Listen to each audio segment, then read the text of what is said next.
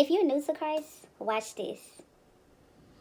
Greetings, guys. My name is the Marquella Carnesia Jones. Well, So if you're new to Christ, I have information for you guys. A lot of people have been confused on when they think that when they come to Christ, they think everything is supposed to be peachy cream, that nothing is supposed to go wrong.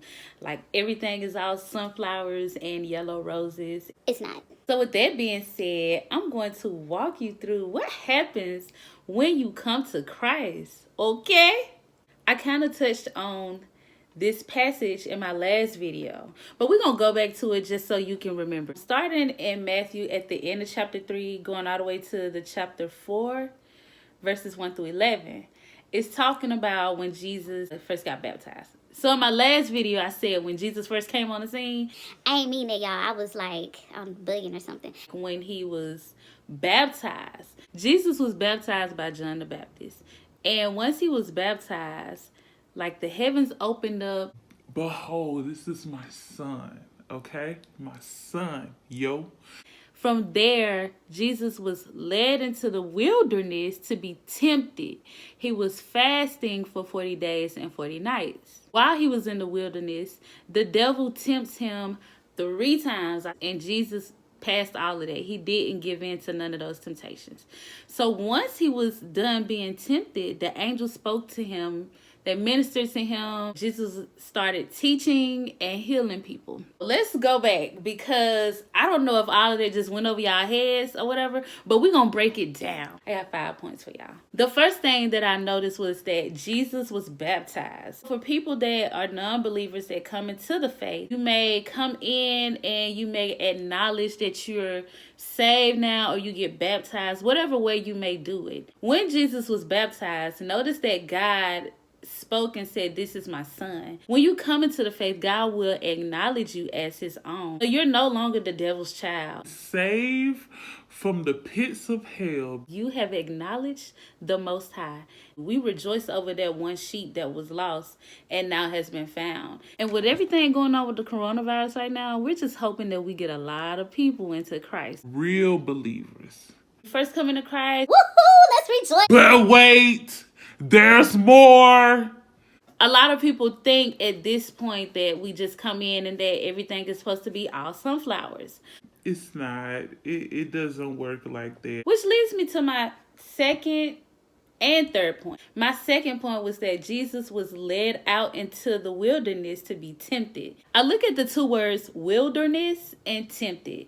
So when you come into Christ, and it doesn't have to be the next hour, the next day, or even the next week, but just know that whenever you come into Christ, you're going to go through a wilderness season. You're going to go through a period where your faith is going to be tested. You're going to be tempted by the devil, and it's going to be hard. Like, I know for a lot of people that come into Christ, a lot of people, it's hard for them to be celibate, and that may be your trying time. Or you may get a bad diagnosis or something and trying to believe in God that time. But you're going to go through a wilderness phase. Like, it's not going to go right past you. You're going to come through it too. We come into Christ, we become in this new family.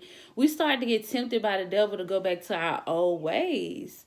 And I think right here is where it gets a lot of people, because during this time, it's like, how do I surpass? How do I get through this phase? We want to pass through this wilderness phase. We all have to go through it. And I think leading to my point 3 is that when you're in this wilderness phase or you're being tempted, this is the perfect time to develop a relationship with God. My third point is fasting. Jesus was fasting for 40 days and 40 nights. And in that time, he was probably talking to God. During this time, you need to talk to God. Like, we want to be so quick to, when we come to Christ, we ready to get out there and start ministering. And I think a lot of the times people miss it because they don't get to develop a relationship with God. They be so quick to start wanting to talk about God outwardly that they don't even have God inwardly. When they get ready to face off with somebody, they don't know what they're talking about because they ain't been in the word long enough. You know what I'm saying? So I think it's important that while you're in this wilderness phase and you're being tempted, you need to get at God's feet. You need to develop a strong relationship. A strong relationship with the Lord. Some people relationship is just like a little rubber band. If you stretch it hard enough, it's gonna break. You need the type of relationship with God where it's going to be in but never break. So my point 2 was wilderness. Like Jesus went to the wilderness and was tempted. And then my point 3 was that he was fasting. So that those two coincide together. While you're in this period of being tested and tried, you need to develop a relationship with the Lord. Develop a prayer life. A solid one. A one where you wake up in the morning and you ready to pray. Develop your reading, like start getting his word. And I know it's hard. I know I read like a Proverbs a day will keep the devil away. I read a proverb a day. So whatever day of the week or day of the day, whatever day it is, I read that proverb. And then lately, I haven't really read songs like that in my life. And I recently just started getting into songs for encouragement. Yeah, Songs is a pretty good one as well. And then just go through the Gospels. Just Acts is a really good book. I love the book of James. James is one of my favorite. And Romans. Romans will convict you. And Romans will whip you. I would not recommend Revelations off top because it is some heavy stuff and you really need to get to know who Jesus is before you learn the wrath of God in the end times. You want to take away all distractions. You don't want to be influenced by anything that's going to have you being led astray. So I honestly feel like when people come into Christ and then all of a sudden they're into new age things, it is because they didn't develop a strong enough relationship with God. Because if your relationship with God is strong, you will not break. I'm telling you, no matter what type of demonic influence come your way, you will not break. You won't none of that because you solid in God. And when you solid in God, you don't have to worry about nothing. I mean, they're going to come, but you got to remember that your relationship is more important. It's like if you're in a relationship with a person, you want to make sure that you're friends with them before you just, we boot things now. Whenever you get mad at your significant other, if you can't revert back to that friend, you know what I'm saying? Like, okay, this is my homie. Like, I do love, you know what I'm saying? Like, if you can't go back to that, then what are y'all built on? So you got to make sure that your relationship is developed before you go out there ministering the word. That makes sense. At number 4, angels ministered to him. So Jesus was led into the wilderness to be tempted. And then during that time, he was fasting for 40 days. He was tempted by the devil 3 times. Then when he passed all those temptations, the angels ministered to him. After you have went through a phase and you've given God all the glory during this phase, you did not give into the temptations by the devil, you will be approved. Like the angels started ministering to him. I think that during this time, God is going to say to you, good job. We ready for the next level. Remember that everything that you go through, whether it's a test or temptation, you're looking to go to the next level. You're looking to pass that so you can go on to the next one. Like, okay, I'm a teacher and I think, okay, if 70% of my students master 70% of the standard, then we moving forward.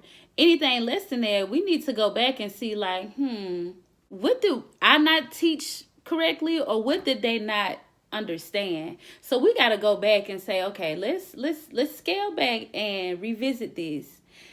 And that's really what a test is. But since you have passed the temptations and the test, you have been approved to move to the next level. Some of you all need to be approved before you start moving to the next level. A lot of y'all are moving too quick. And you wonder why God's hand isn't on you anymore. Because you moved out of his will. You moved when he wasn't even telling you to move. So that leads me to my 5th point. At this time, Jesus started going out and ministering to people and healing people and professing and proclaiming God's name. These 5 things that I just listed, when you come into Christ, it is necessary that you go through it. And I'm saying this because so many times I've seen people come into Christ and then they just fall back. They can't even make it past phase 1. They get baptized. They say, I'm saved. They go to the altar. They walk the aisles and do all of that.